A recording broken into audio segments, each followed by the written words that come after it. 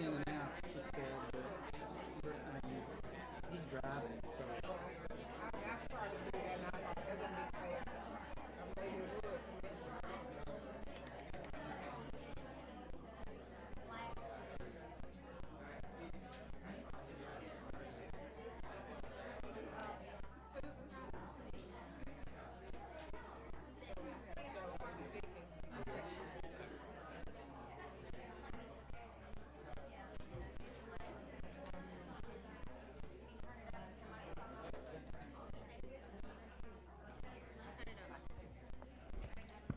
If I could get your attention, please.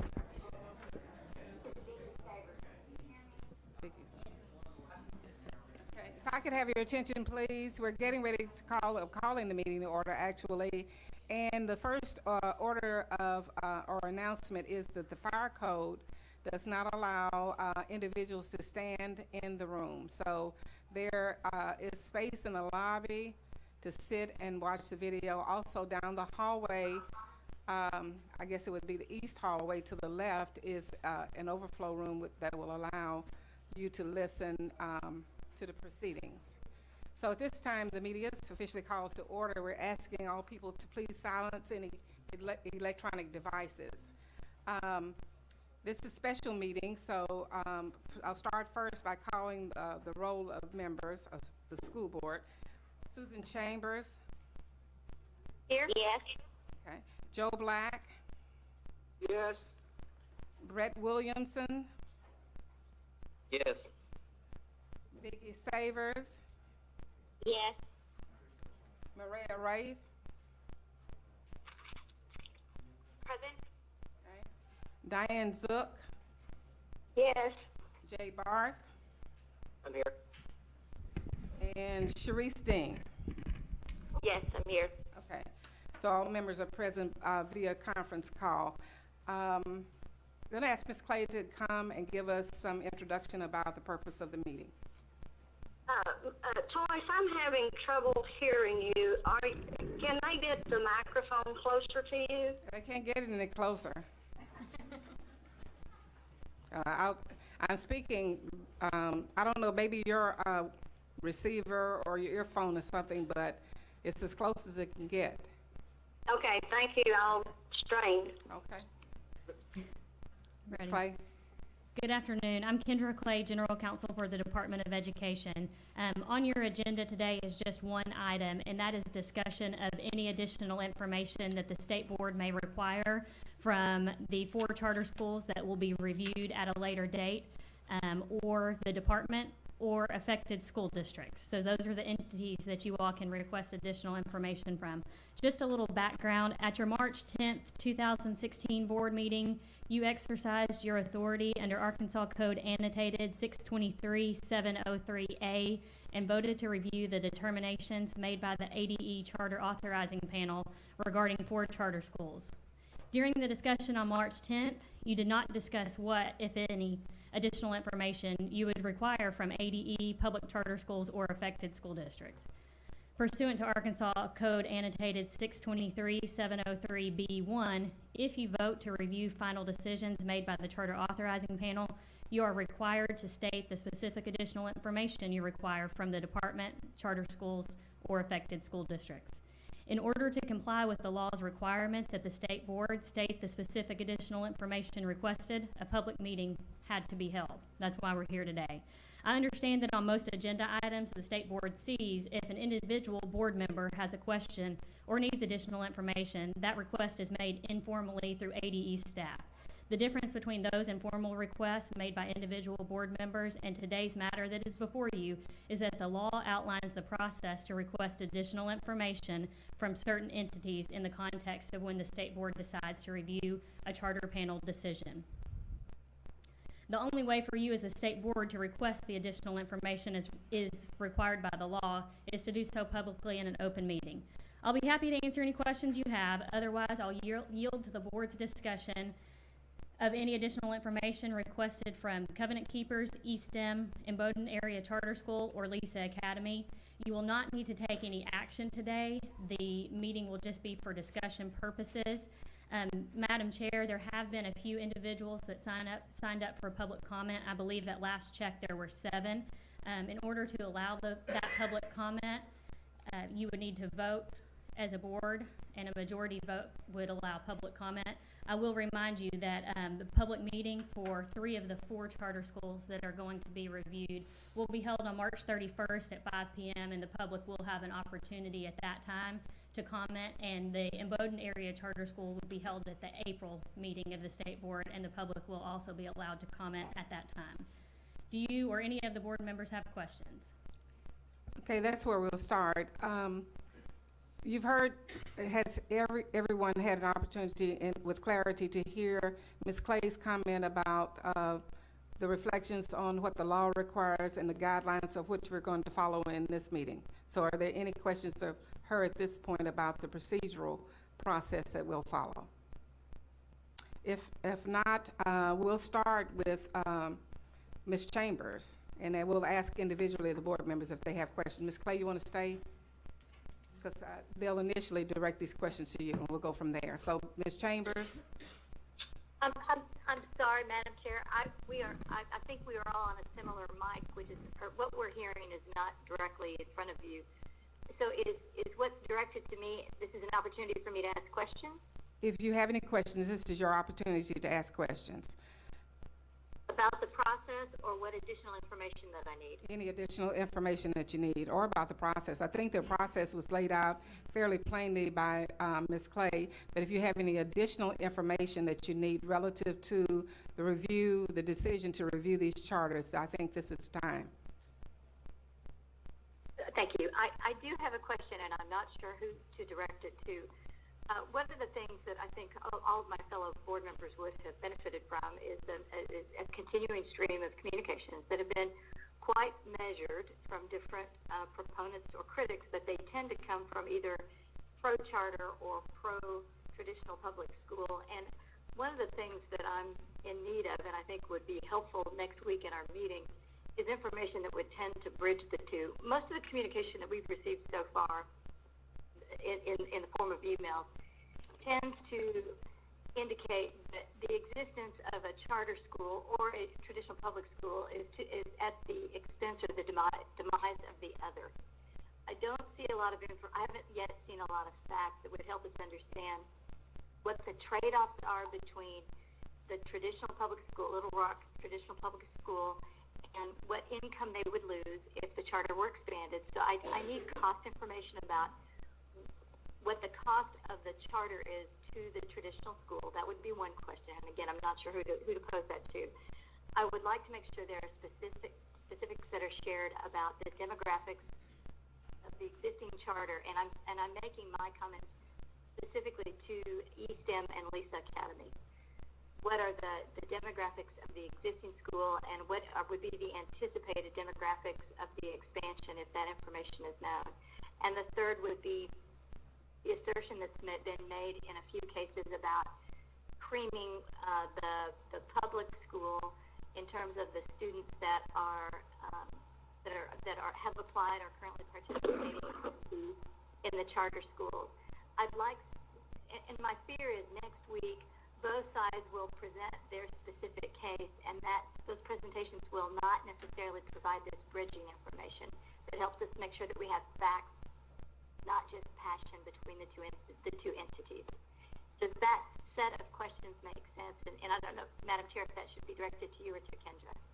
I think probably to the staff more than to Kendra specifically, because I think probably staff may be able to pull that information out of information that was presented at the charter screening committee, to the charter screening committee. So I think the information is likely there. If it's not from that source, then likely a staff member, and I think Ms. Kaufman, maybe you can direct getting the correct inquiry to the correct individual to satisfy Mrs. Chambers' questions.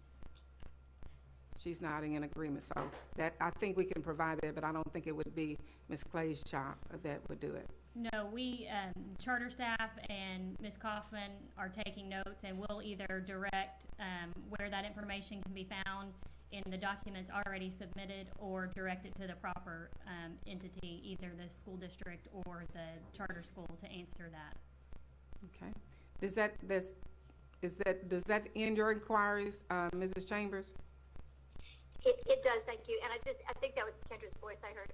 I think it's beneficial to make sure all the board members have that information, but I think it's also important that as many people as are participating with their opinions publicly, I just want to make sure that information is available to them as well, and I presume that it is or will be. Okay, thank you. Mr. Black, any inquiries at this hearing? What did you say? Are there any questions? Do you have any questions for clarification prior to our March 31st meeting? No, I do not. Okay, thank you. Mr. Williamson? Madam Chair, no, I had enough information from the authorizing panel. I don't need any additional. Okay. Ms. Savers? Yes, I expressed this to Ms. Clay previously, but I'm wondering if we could have the links to the charter panel video for the 4 charter schools that we will be reviewing. Yes, ma'am. This is Kendra Clay. We will send the links out. We can do that today, and so that you all can be reviewing that. Thank you. Is that it, Ms. Savers? That's it. Okay, Ms. Wright? Yes, thank you, Chair. I guess what I would do is elaborate on the comments made by Ms. Chambers. I guess I would see my request for information directed in one part to specifically the East Stem and the Lisa charters, and then the other to the Little Rock School District. For the East Stem and the Lisa charters, I would just elaborate on Ms. Chambers' comments around current demographics. I would be interested in a demographic outlook that reflected the last 5 years of students, including this year.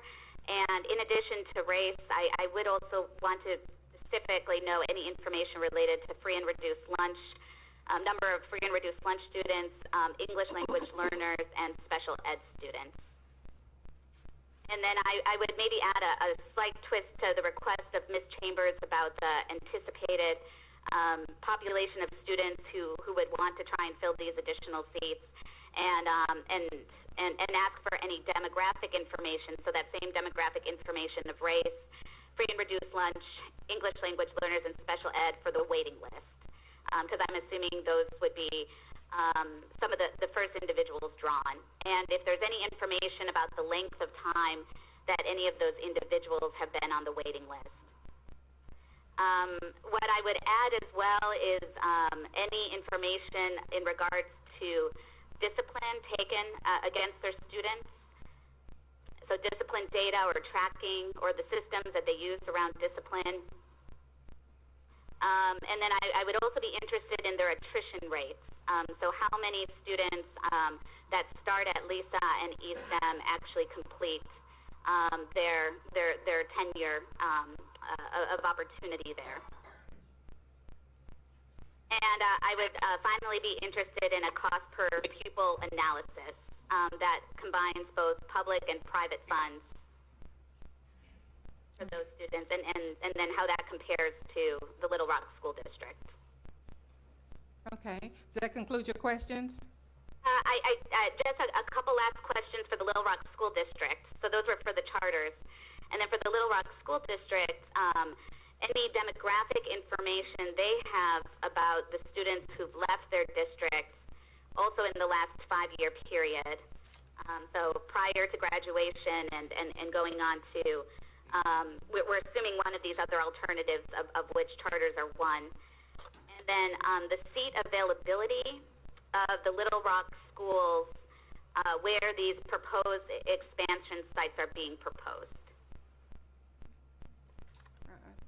And yes, Madam Chair, that concludes my additional information request. The last question about the seat availability, what was that in it? The Little Rock schools district, so where these expansion sites are anticipated to be located, so that the seat availability of the Little Rock schools, which those students would have been zoned. I see. Okay. Does that conclude your question, Ms. Wright? Yes, Madam Chair, it does. Okay, thank you. Ms. Zook? Yes. In addition to the questions that the two of my other board members had, I would like, I think most of this was covered by the Lisa and ESTEM presentation to the charter panel. So what I'd like from the Little Rock School District is their teacher absentee rate by school, their RTI plan that has been implemented at each school, their after-school and extended year program available at each school, the dyslexia progress at each school, how many students have been referred to the ALE programs in the in-school ALE as well as to the ALE that has its own LEA number for 13, 14, 14, 15, and 15, 16. The students who have returned to the Little Rock School District from private or homeschool, the graduation rate for 13, 14, and 14, 15. And then in addition, I'd like the racial percentage and free and reduced rate for each school, the school district, and the area of town and whether or not the school is a magnet school. And that concludes my specific request, other than since next week is spring break, in order not to burden the people who are sort of the innocents in all of this, whether it be at the charters or the Little Rock School District, I think it would be considerate of us if we didn't have to have them have that information to us until the 29th, which would give them a couple of days after spring break.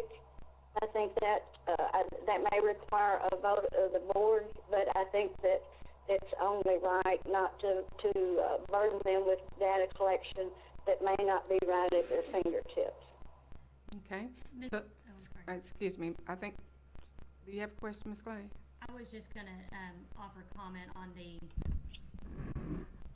29th, the date of the 29th. That is actually going to be the deadline date that is already talked about being established, so it would not require a vote of the board. Okay. Okay, does that finish your questions, Ms. Zook? Yes, ma'am. And before we adjourn, I have another matter I would like to bring before the board, but it's my understanding from legal that it would require a 2/3 vote by the board in order to consider it. Okay, so I'll come back to you after I finish the questions. Okay, thank you very much. You're welcome. Dr. Barth. Yeah, thank you. My first question needs to kind of extend areas that we've have already been listed, but the first question relates to ESTEM and Lisa, and whether it is possible to get information on the size of the current waiting list at both schools, at each school, how often the list is purged and corrected for any folks who may no longer be truly waiting, and the reasons for how they make determinations on purging if that does take place. If possible, information on whether there are duplications in these students on the waiting list, if they are actually on waiting lists at multiple schools, and really anything that would provide insight into how many folks are really still looking at these schools as an option. I think I also do have questions about the demography of students on the list, but I think Ms. Wright's comments covered that. The second area relates to information on the flow of students from the 4-star charters under review, so this would apply to all. That is, what do we know about which students are retained by the schools, where the students who are not retained go after leaving the charter, and what we know about the demographics and achievement levels of those students who leave and how they compare with those who are retained. And I know some of that may not be possible, but whatever information we can get both about demography as well as achievement levels of students who stay and those who leave. And then finally, to pick up on Ms. Chambers' initial question, in addition to information about any loss of funds to the LRSD from the two charter expansion proposals, I would have interest in the LRSD's take on a plan of action to deal with a loss of funding, including the possibility of collaboration between all existing charters in the south of the river and the LRSD. Okay. So, Dr. Barth, did this finish your questions completely, or is up until this point? Excuse me, I couldn't hear you. Are you finished? I am. Thank you very much. Okay, thank you. Sharice Dean. I believe most of my questions were addressed by the previous questions.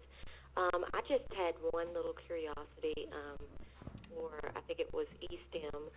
I'm curious about the high school that will be on the UALR campus. I'm curious about the division of the grades, the security, and the parking that will be available as far as parking for students in 11th and 12th grade, and how will they navigate as far as drop-off and things of that sort. And that concludes my question. Okay, thank you.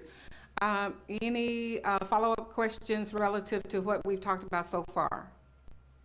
Okay, from what I understand, Ms. Clay, and you can clear me up if I'm not correct, at this point we have a matter yet to be determined by Ms. Zook, and also we have the individuals that have signed up for public comment. And as I understand the rules, there has to be, I don't know what Ms. Zook's question is, but relative to her question, when she asked it, there will, and the opportunity for folks to speak, there will have to be a motion, a second, and 2/3 vote by the board. Is that correct? To go any further than what we've listed on the agenda so far. Okay, I think there's two separate questions there. The one is whether to allow public comment on the agenda item that is in process now, which is the discussion of additional information. That would require a majority vote to allow public comment. If Ms. Zook's question is to add an additional agenda item to the agenda, then that would take a 2/3 vote in order to get that item on today's agenda. Okay, and I think we'll start with Ms. Zook.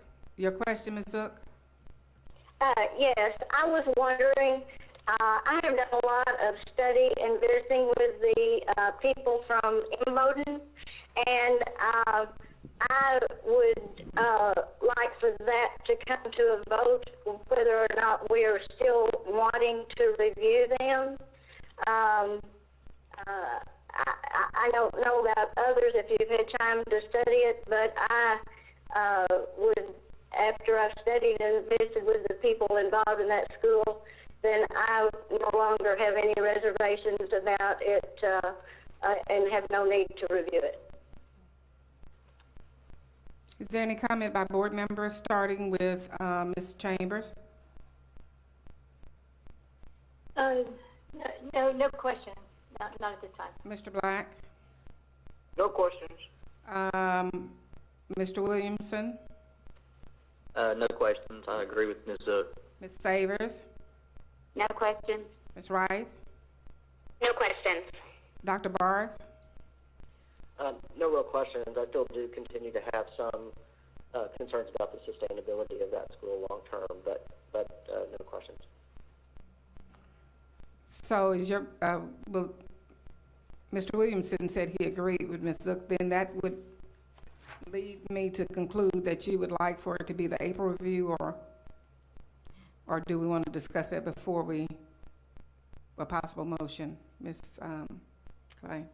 I would recommend, if there is a motion, to add the item to the agenda, addressing that first, and then there can be discussion on any possible motion on the added agenda item, should that item be added. Ms. Dean, do you have anything to add? No, other than since it is a charter, to address Dr. Barth's point, since it is a charter, we can call them in at any time, whether it is with like a year or 2 years or 3. I think 3 was the vote of the charter panel. But because we can do that, I think that I feel comfortable moving that we add this to the agenda today. Okay, the question was to Ms. Dean, if she had any further questions. Ms. Dean, do you have any questions? I'm sorry. I apologize. No problem. Ms. Dean, do you have any questions? I do not, thank you. Okay. Then the consideration well, we don't have a motion. So what is the pleasure of the board regarding this matter of Imboden Charter School? Do I need to move again? You didn't move the first time. Well, I move now that we add this to the agenda today to vote on. We're not voting today, as I understand it. You're adding it to the agenda to be reviewed on. I believe the proper motion would be adding to the agenda a consideration of rescission of the charter panel's decision, or of the state board's decision to review the charter panel agenda. Okay, that's so moved. Okay, there's a motion by Ms. Zook. Is there a second? Mr. Williamson. Second by Brett. Okay, second by Mr. Williamson. We're going to do a roll call for those in favor of Ms. Zook's motion. Ms. Chambers? Yes. Mr. Black? Yes. Mr. Williamson? Yes. Oh, I'm sorry. Yeah, Mr. Williamson. Ms. Savers?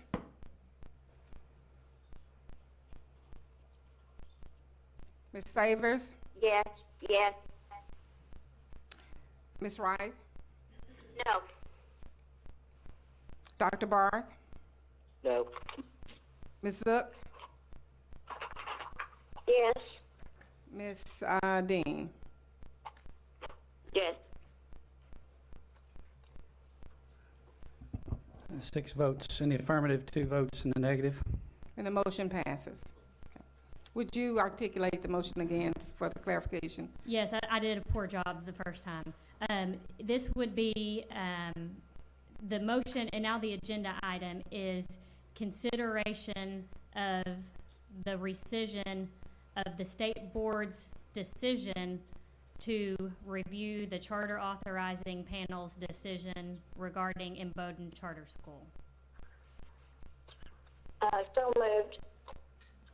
Well, she's just repeating. I'm sorry, Ms. Zook. She's just repeating for clarification. I'm just repeating now what the agenda item is before you. So, what's the next step?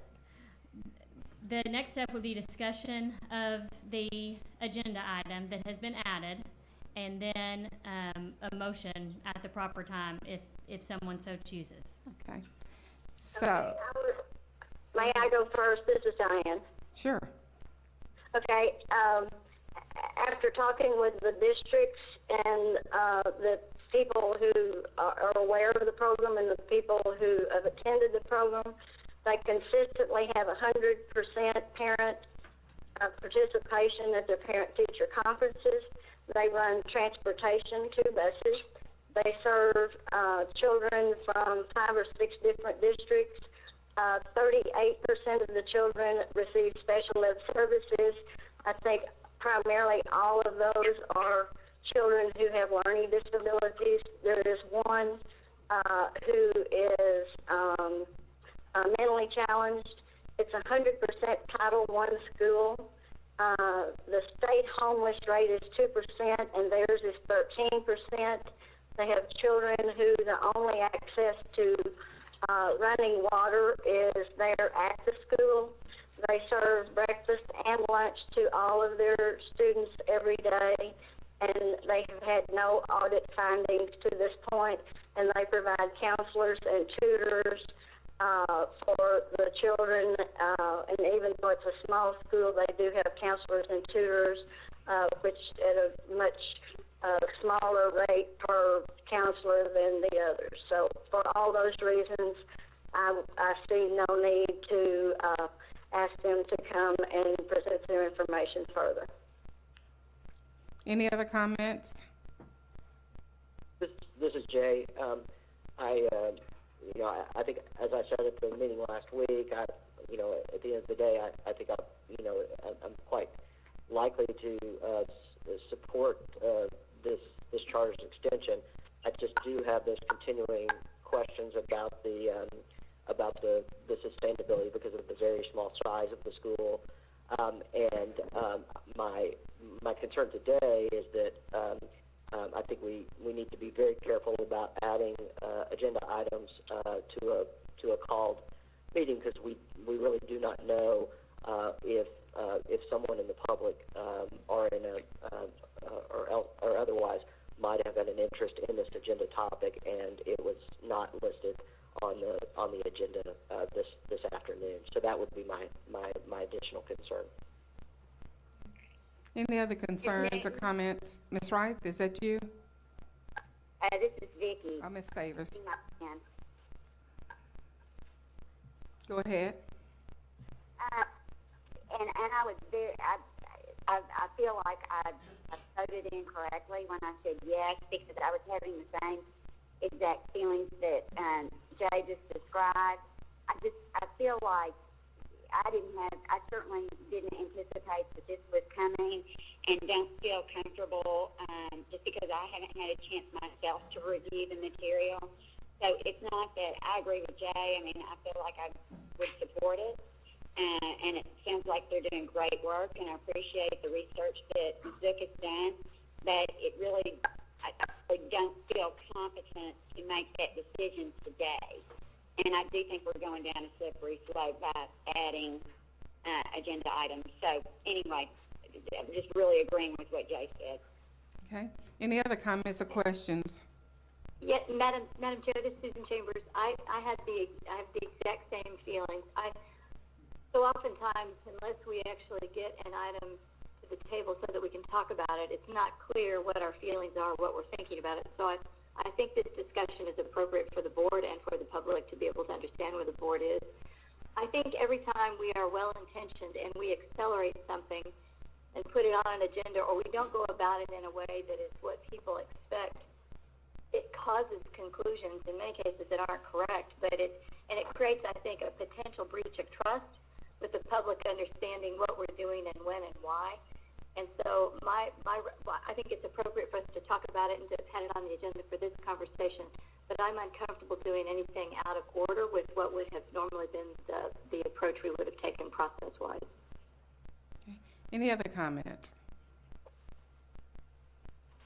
Okay. Is there a motion whether to change the review date? I think is. I'm sorry, this is Sharice Dean. I'm sorry, I had my phone on mute. Sharice, go ahead. I agree with what Ms. Chambers said, and what Ms. Savers said as well. I don't feel comfortable with adding agenda items on the fly. I think it would breed a sense of mistrust in the community, and it does not allow us an opportunity to prepare for these items that are added. So I just want to echo that as well.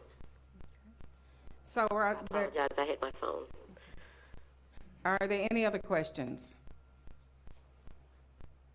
So the matter before us is to, I think, one of two things.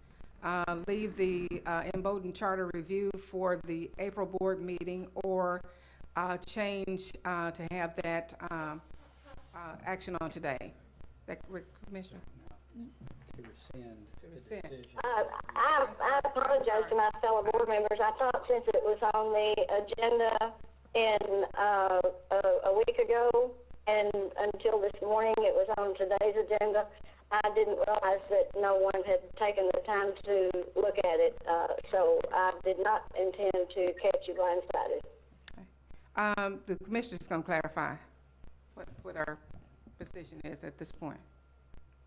I think the option is to either take no action or would have a motion to rescind the previous decision to review Imboden Area Charter School, the decision of the Charter Authorizing Panel on Imboden Area Charter School. So the no action is an appropriate action in this case. What is the pleasure of the board?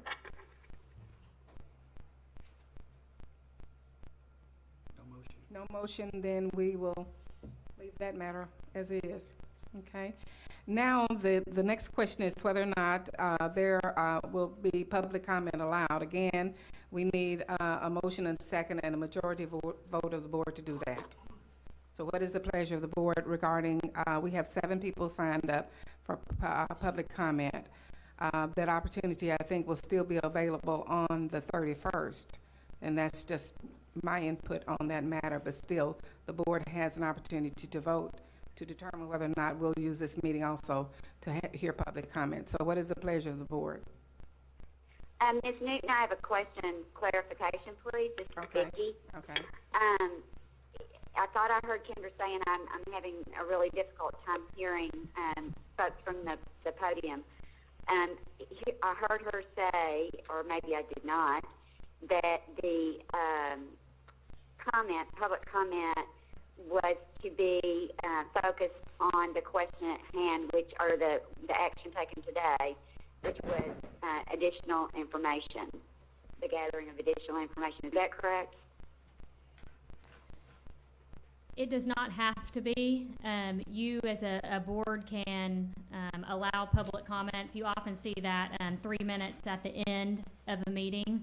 I didn't mean to limit it that way. I would also, I forgot to tell you at the beginning, there was some discussion about, making sure that, there was some discussion at the March 10th meeting about making sure that the public had access to submit comments, and the charter school office has created an online form that we will also make available for those March 31st comments, that the public can submit written comments as well as coming to that meeting on that day. Any other questions? I have a question on that. Dr. Barth? Kendra, on that, we're receiving obviously tons of emails. I think we've gotten several in this meeting already on this topic. Is there a way so that we can kind of corral those emails as they come in? And I think that we're very conscious of our need to retain certain records, but it's also I think it would be easier if we could find a way to just kind of house those, whether it was an email address to which we could forward them to be sure that they were collected. I'm just trying to think of ideas that might be easy, be sure that everybody gets the information, but also makes it a little bit easier on us to actually deal with what are going to be a large number of emails. Yeah, Dr. Barth, I don't know how to address the issue of the large number of emails at this time, other than the department doing its best to get out that there is this Google form available, and that will be the most streamlined and most wide-reaching way to submit public comments. Okay. Do we think that do you think that we could post something to that effect on a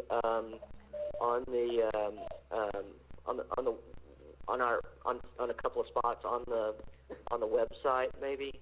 We will post it on the website. We can do a commissioner's memo. We can push it via social media. So yes, we can do some things on our end to make sure the public is aware. Wonderful. Thank you very much. You got that number? Madam Chair, this is Mireya. I just wanted to, in regards to the question around the public comments for today, and maybe this question's more directed to Ms. Clay, is there any way to discern or to ask the individuals if any of them are not available on the 31st? That would be the main reason that I could see wanting to make a motion for hearing any individuals that may have a conflict or unavailability on the 31st.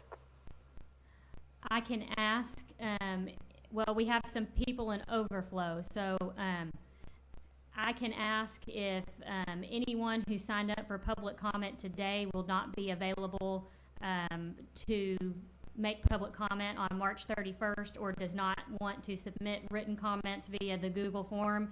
If they can, if they're in the room here, just stand up. If they're down in overflow, if they can come into the main auditorium, we can do our best to get a gauge on that. We can do our best, but we may not be able to accommodate that, since this meeting and the March 31st meeting are two separate meetings and apart. We're trying to reconnect and with Ms. Savers. She sent a message that she is not online, so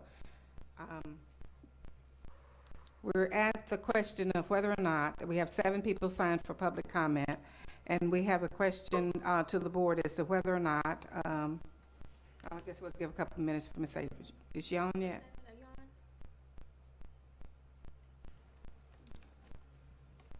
Ms. Savers, did you get back on?